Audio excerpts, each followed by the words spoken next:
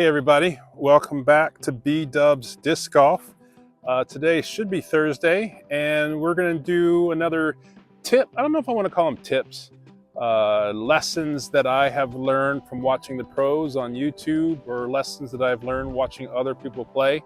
And today I'm a little obsessed, not today, but in general, I'm a little obsessed about distance, trying to figure out what I need to change to my form to get more distance or easier distance. Last time I talked about planting the lead foot, the right foot if you're right-handed thrower, or planting the left foot if you're left-handed thrower.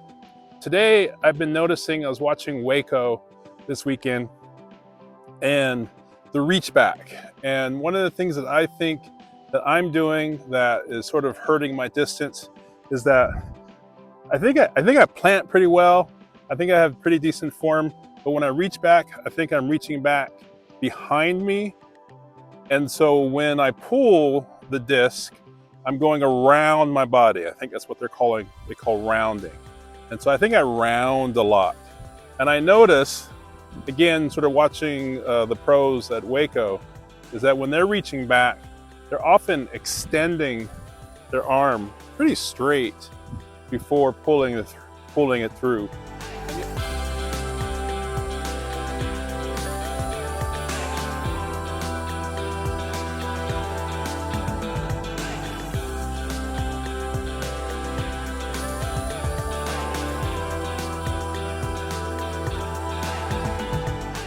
And the only way that I can get my arm straight, really, it's really hard to get my arm straight pulling behind me. So when I set after my run up to get my arm straight, I'm actually going to have to move the disc kind of away from my body and then pull it through towards my target. And so I'm going to give that a shot today. So first, I'm going to throw a couple of discs, sort of, I'll just call normal, the way I normally throw. And then I'm going to throw a couple of discs, trying really hard to get that extension and see how that impacts the throws.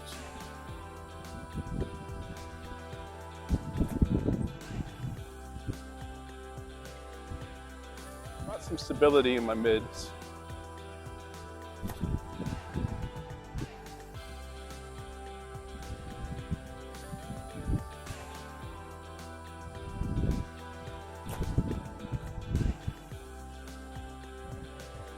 So I'm going to do another warm up on the way back.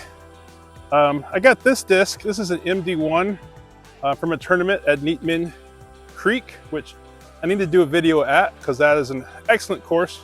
And I know the owners, the Tedders, they're awesome people. And I just need to do a video there. So I haven't done it yet, but this is an MD1 and this threw the farthest, not even close. So if it keeps throwing like that, I'm going to put the MD1 in my bag. So let's again warm up, but this time we're just warming up the opposite direction.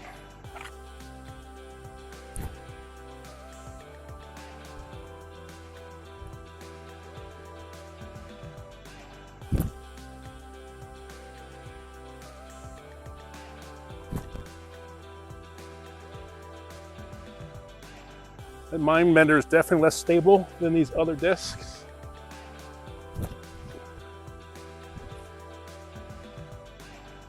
That is my M3. So those were much better throws, much more comfortable.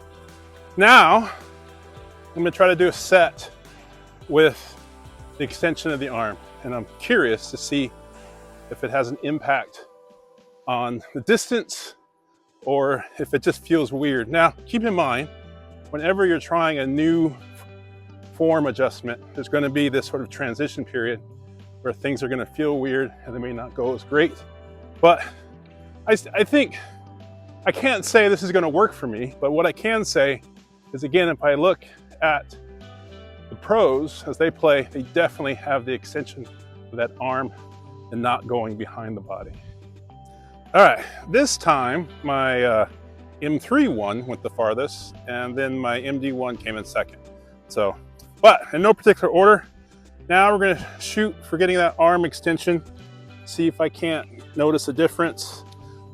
See how it feels.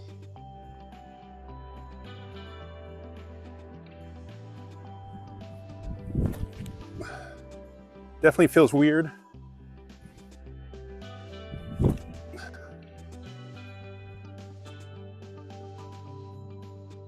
little bit of an early release.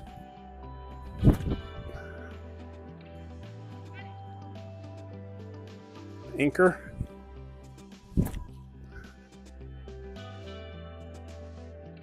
Hex.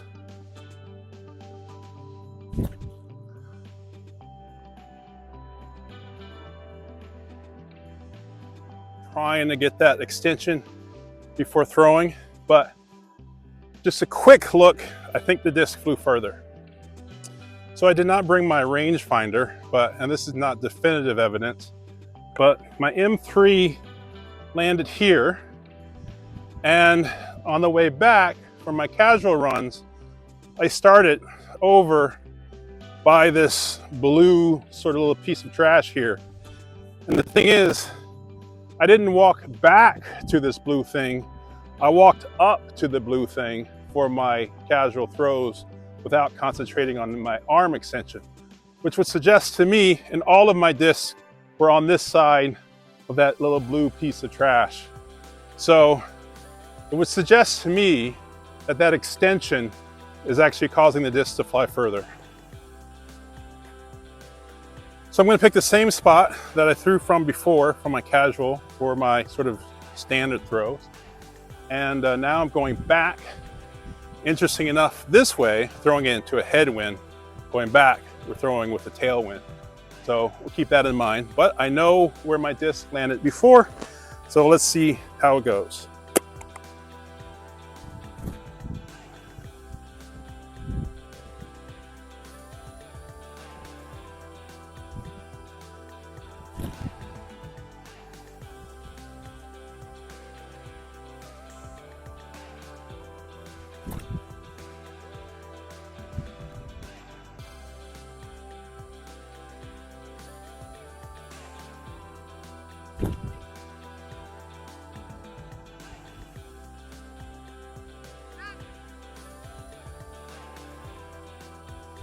Oh, grip locked it, and that might go over the fence.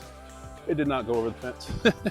So I grip locked the MD1, but the consistent by far the carbon pliers were my Prodigy M3, my M1 that I got from Neatman Tournament, and then I threw this one really well just now, so the Hex can definitely be a good flyer. And so, but it felt different. I want to say it felt good. I want to say it went farther. I'm not really sure, but let me know in your comments if you think that extension is important. I think it's something that I need to work on. I definitely think I struggle with rounding, and I think with a little bit more practice, I think I can get some better distance and or just easier distance. So, hope you enjoyed the video, and have a good one. Talk to you later. I decided I'm going to end with two things that I'm pretty confident on. Number one, I'm confident that the arm extension increased my distance. I don't feel like I was throwing harder, but I definitely think that the discs were going further. So I got to work on the extension.